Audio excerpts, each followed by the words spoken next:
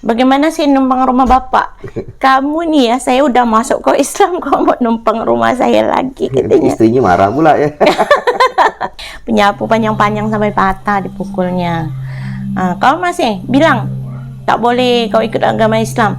Enggak, saya tetap pertahankan gitu. Nanti malam aku masuk kau di dalam kolong, katanya. Biar kau dibantai, digigit ular, katanya. Di bawah banyak ular, kau enggak takut, katanya. Ya Allah, saya bilang nolong saya bilang. Akhirnya ular tuh berlarian gitu. Dan itu berapa hari tuh diikat? 6 hari. 6 hari diikat.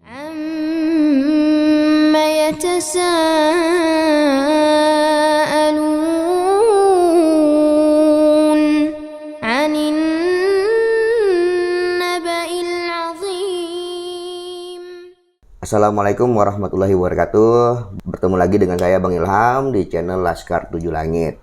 Alhamdulillah sekarang di samping saya ini ada Ibu Juliana Lim Junfa. Ibu Lim Junfa, atau biasanya kami memanggilnya dengan nama Mak Yul. Ya. Nah, Mak Yul ini adalah seorang pembina mu'alaf. Ya, Mak ya? Iya. Nah, jadi kalau dari segi namanya Lim Junfa ini otomatis ini nama Tionghoa, Mak ya? Iya. Tionghoa ya, gitu. Iya. Nah, Mak Yul ini tinggal di Kota Pontianak. Ya, Jeruju. Nah, sehari-hari ini dia mencari mu'alaf, Mak ya? Mencari mu'alaf, dia ngumpulin para ibu-ibu mu'alaf untuk belajar ngaji. Iya. Untuk mengenal Islam. Dulu tuh Mak Yul sebelum masuk Islam tuh Mak Yul tuh seperti apa sih? Keluarganya, dari keluarga yang apakah dari keluarga yang kaya atau yang biasa-biasa aja gitu. Kok bisa sampai bisa mau masuk Islam? Asalnya tinggal kami itu di Pemangkat. Setelah di Pemangkat dipindah lagi ke Pontianak. Pindah lagi ke Batu Ampar. Batu Ampar itu waktu zaman-zaman dulu itu ya orang kerjanya somel kan. Oh, kerja di kayu? Kerja kayu, termasuk saya juga kerja kayu. Masih kecil juga ikut orang tua ikat kayu. Nah, dari situ lama-kelamaan banyak kumpulan dengan orang Islam, tetangga orang Islam. Dan rumah saya pun berdekatan dengan orang Islam. Masjid apa tuh dekat-dekat di situ. Oh, itu di Batu Ampar kah? Dekat-dekat di situ. Jadi tiap hari kita mendengar yang orang sholat, azan kan gitu kan, hari-hari kita dengar. Tapi waktu itu kita kan masih agama Konghucu. Masih kepercayaan lah. Dibilang Konghucu itu kepercayaan, agama sih memang belum ada. Kepercayaan orang tua kita bersembah-sembah kan gitu kan. Bersajin-sajinan gitu kan, orang zaman-zaman dulu kan. Jadi kami sebagai anak kan ngikut lah orang tuanya, agama apa ya ikut. Jadi lama-lama kita dengar orang Islam bersolat, ba'adzan, rumah-rumah kan dekat-dekat orang Islam. Jadi awal sih kita sih sedikit pun tidak ada minat mau masuk Islam. Waktu itu tidak ada minat. Cuman ya kadang dengar orang Islam azan apa kita risau rasanya. Oh, dulunya risau juga ya? Risau, jadi dengar kita subuh-subuh mau tidur, datang dia kayak pakai kaung, kita kan nggak ngerti apa yang dipakein ya. Jadi kita mengatakan, dia pakai kaung, apa ya subuh buta nih orang Islam nih, nggak ada kerjaan lain. Jadi kita nih berkata-kata sendiri. Jadi tiap hari kita subuh tuh mendengar, kita balik kerja kan, kadang yang 10 malam. Somel itu kan tutupnya yang 10 malam. Itu umur berapa Mama nih? Saya umur 15 tahun saya udah mulai kerja somel kok. Oh, udah gadis berarti? Jadi saya masuk Islam 17 tahun. Oh, oke. Jadi setelah pulang somel malam kan capek, perlu istirahat. Jadi belum waktunya, udah subuh, udah azan dah. Terbangun. Jadi kita terbangun. Jadi kita rasa risih gitu, risau gitu. Jadi dalam hati kita marah terus gitu.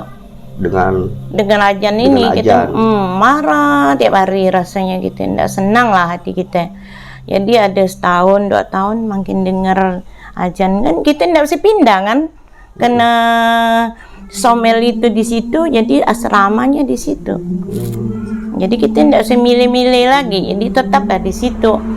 Akhirnya lama kelamaan, kenapa rasa berubah hati saya gitu lah. Dari benci ajan, sekarang jadi malah rasanya sedih gitu. Kok sedih? Sedih, saya juga nggak tahu dengan ajan tuh tengah tidur itu rasanya perasaannya jauh sekali kayak nggak ada orang rasanya. Cuman kita sendiri rasa perasaannya jauh bener. Cuman hanya dengar ajannya, nggak ada suara lain. Cuman rasa, alah neteh lah air mata saya waktu itu. Ngapa ya saya berubah ya? Awal saya tidak senang. Kenapa sekarang saya sedih gitu? Apa sebab saya sedih gitu? Saya mencari diri saya, kenapa saya sedih gitu. Dengar ajan nih. Dengar ajan tuh kenapa gitu. Itu umur 15-an? 16 dah. Udah 16. Dan Berarti 16. prosesnya setahun ya? Setahun. Jadi kenapa berubah gitu. Awal saya paling benci gitu rasanya. Terganggu sekali buat saya ya. Akhirnya sedih. Jadi 1 tahun saya mencari. Kenapa saya begitu ya? Mengapa saya seperti itu? Tiap hari saya bertanya sama orang Islam. Apa yang dibuat orang Islam di situ tuh kak? Sholat lah Bu Yuli. Bukan, masih Amoy saya. Dipanggil Amoy. Amoy ya. Amoy katanya itu masih itu orang tuh sholat, orang Islam tuh katanya. Itu memang orang Islam tuh dia kerja 5 waktu. Nggak capek ke orang Islam nih, saya bilang.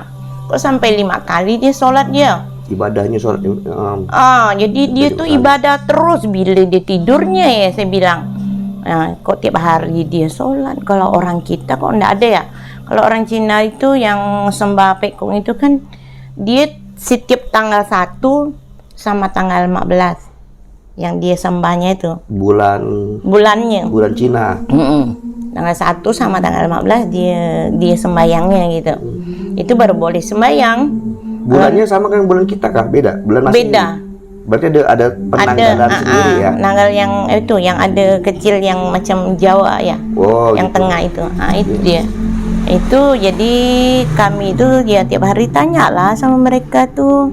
Kenapa orang Islam tuh kok bisa mampu gitu bah? Kok orang Islamnya mampu ya? Tiap hari dia tuh seperti itu.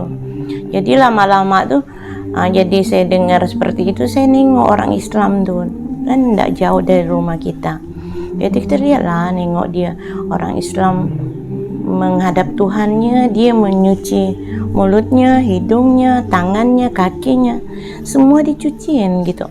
Berarti bersih bener ya orang Islam ini gitu mah. Lain seperti kami itu kan tidak ada seperti itu. Kami dah pakai baju dah pergi dah sembahyang ke Pekong. Jadi tidak ada pantang-pantangan. Kalau orang Konghucu tuh tidak ada pantang. Bebas pakai baju apa? Mau kau pakai baju apa yang seksi itu tidak jadi masalah. Karena itu orang Konghucu tuh kan tidak diajarin. Dia hanya cuman pergi sembah-sembahnya aja. Jadi tidak macam Islam itu kan ada ajaran, Kristen ada ajaran. Kalau Konghucu kan tidak ada. Tidak ada aturan bersikap bagaimana ketika ingin melakukan ibadah. Iya, nggak ada.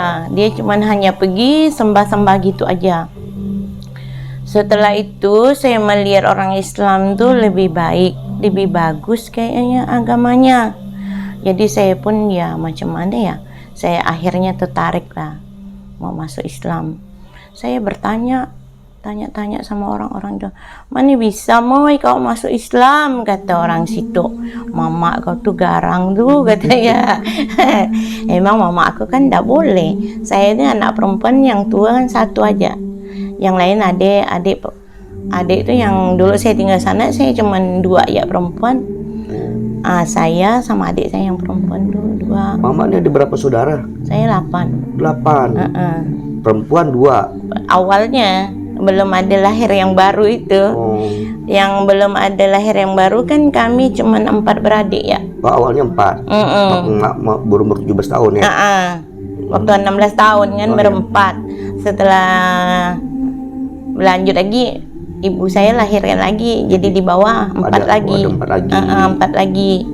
Jadi mama tuh merasanya begini, kalau anak saya cuma 4 aja, kalau masuk Islam 1 kan mati 1.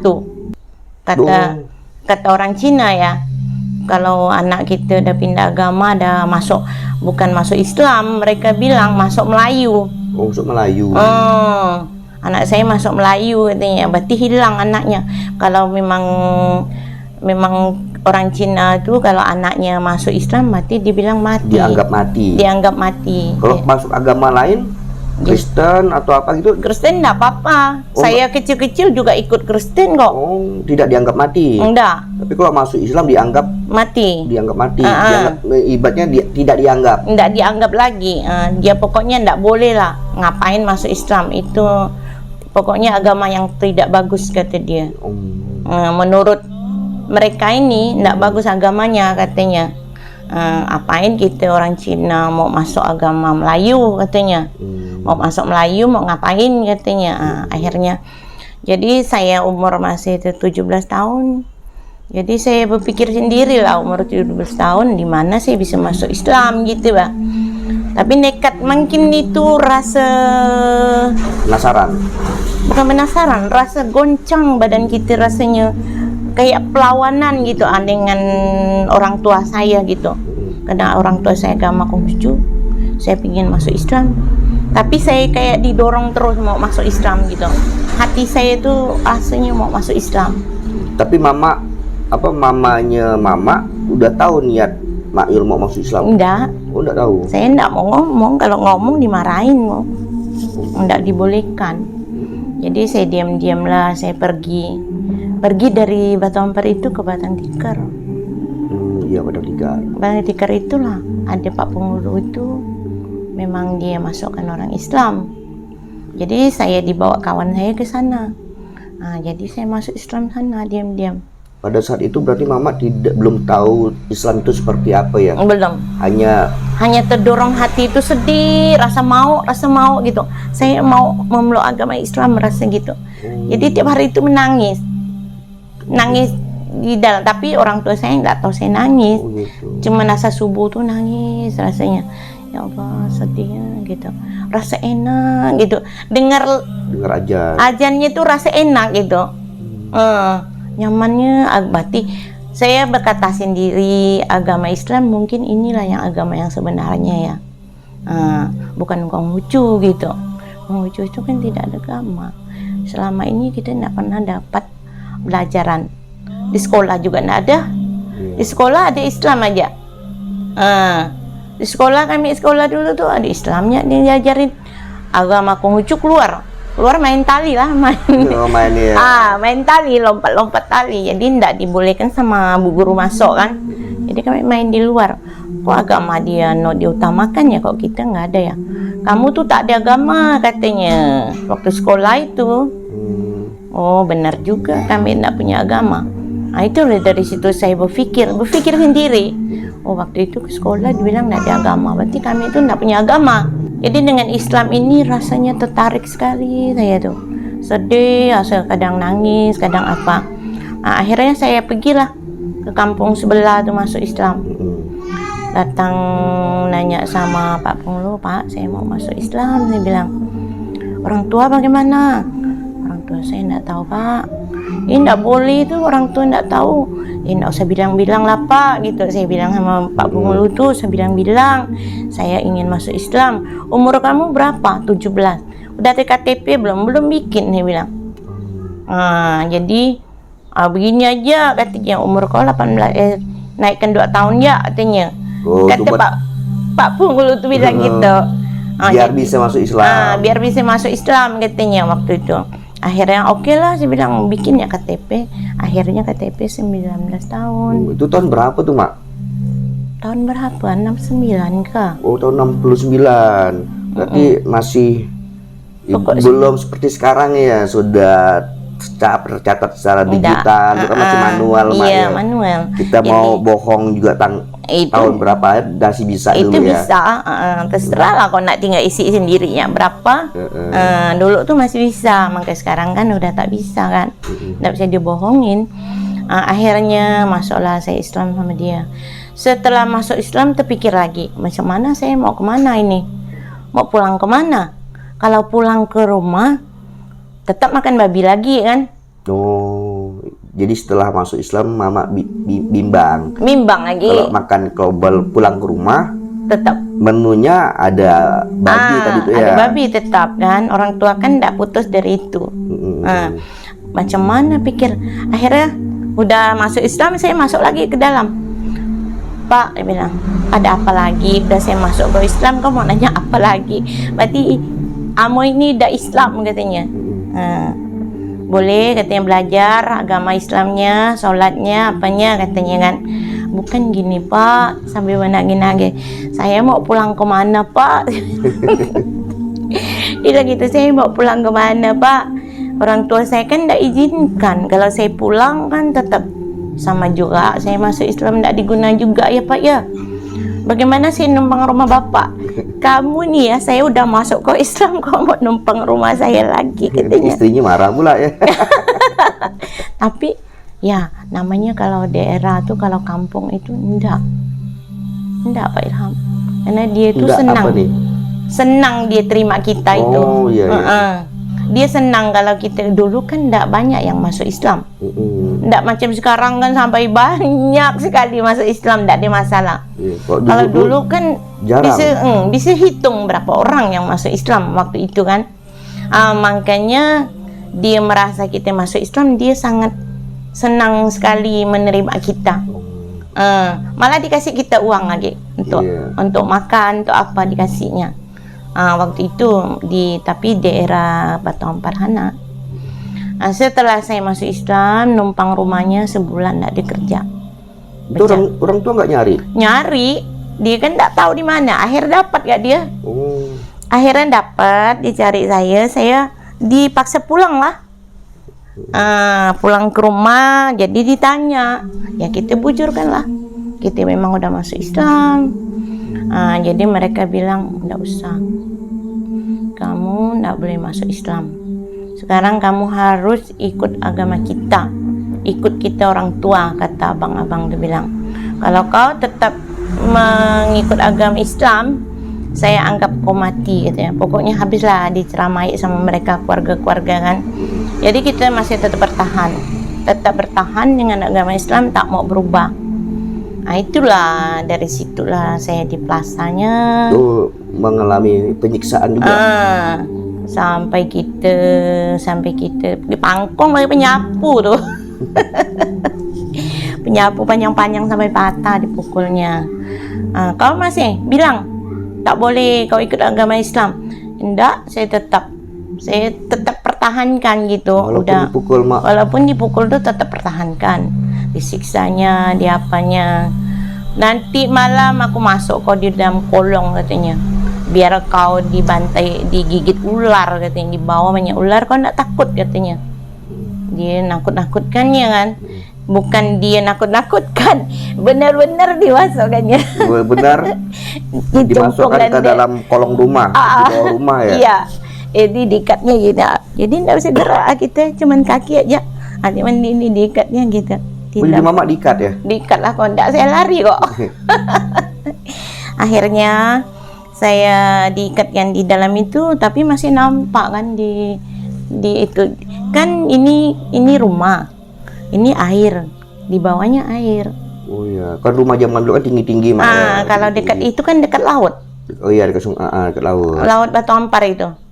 Kan laut kan? Iya. Ombak masuk kan gitu kan. Jadi ya namanya asrama kan, dia bangun WC-nya panjang-panjang gitu kan. Jadi ada anyau-anyau apa. Kan ular-ular kan turun kalau malam-malam. Jadi kita ni masih umur 17 tahun ya takut lah. Kita tidak pernah ngalamin seperti itu kan. Akhirnya kita takut nengok ularnya, matanya merah berdatangan. Jadi saya takut, saya gini kan. Ya Allah, saya tidak pandai nyebut ya Allah kan, baru masuk Islam. Tidak tahu Tuhan siapa apa. Tidak tahu. Cuman bilang Allah nolong saya, Allah nolong saya. Saya cuma tidak ada dengar kan azan tuh bilang Allah kan.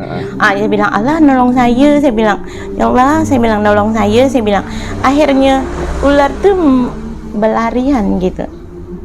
Kata saya bagus benar agama Islam. Saat itu apa mak takut nangis atau gimana? Nangis saya waktu itu di bawah itu, nengok ular, nangis saya itu, nengok ular yang banyak, mana ikan-ikan yang berduri itu banyak gak tuh. Kalau kena petik itu bisa bengkak kaki tangan kita. Merah-merah datang semua. Itu kan namanya laut, tepi laut gitu, Bang. Berarti itu ular laut berarti ya? Anak tahu ular apa tuh? Ular tanah juga ada di situ. Kan namanya kan tepi laut itu kan banyak anyau-anyaunya gitu. Anyau ini apa? Becek-becek. Oh, becek. Ya. Kalau siang tuh becek semua. Anyau ya. Tapi kami memang anyau ya. Becek gitu kan tetap ada. Itu kan ada atapnya. Orang yang untuk bikin atap daun tuh. Oh. Pohon-pohon atapnya tuh kan. Iya. Di situ kan masih hutan kan. Nah, jadi ularnya datang. Jadi saya bilang, ya Allah, tolong saya. Tadi ularnya berlari, lari semua ularnya. Ya Allah, saya bilang, berarti ini aku harus pertahankan dengan agama Islam ini. Saya bilang, belum apa-apa ya, saya udah ditolong kan. Berarti Islamnya bagus juga, saya bilang. Nah, akhirnya saya bertahan lah. Dan itu berapa hari tuh diikat? Saya dalam itu ada 6 hari. 6 hari diikat. Tapi dinaikkan siang. Yang dimasukkan malam. Oh, malam dimasukkan Siang, lagi ke dalam bawah rumah. Kalau siang naik kan dipukulnya. Oh, siang dipukul. Itu siap apa berapa jam sekali dipukul atau gimana terus? Pokok dia bili-bili dia mau aja.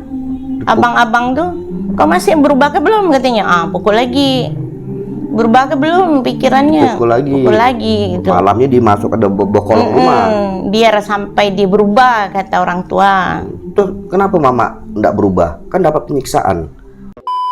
Suruh duduk di ruang tamu, tunjukkan sama keluarganya, keluarga kita, udah dipotong kepalanya babi itu, ditungkupkannya kita. Maksudnya ditungkupkan? Kepala saya sama abang saya. Ditungkupkan? Dia kan babi besar itu kan udah dibelah. Akhirnya ditungkupkannya kepala kita. Itu yang udah masak atau masih mentah? Masih mentah, masih di darah-darahnya. Dia bilang lah sama keluarga-keluarganya, coba kalian lihat, ini ya Islam dia nih, coba lihat kayak dia olok-oloknya kita. Iya.